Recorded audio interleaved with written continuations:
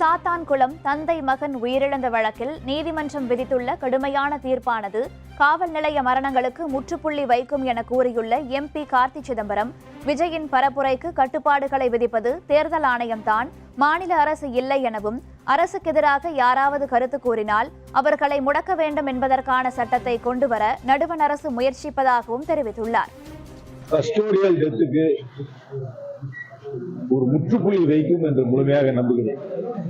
இது காவல்துறையில இருக்கும் அத்தனை பேரும் இதை உணர வேண்டும்.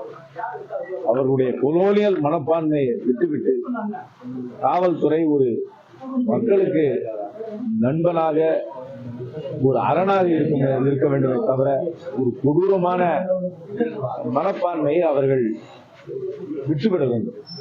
இது காலங்காலமாக கொலோனிய காலத்தில் இருந்து இதே மனப்பான்மையில் தான் போலீஸ் டிபார்ட்மெண்ட் செயல்பட்டுக் கொண்டிருக்கிறது.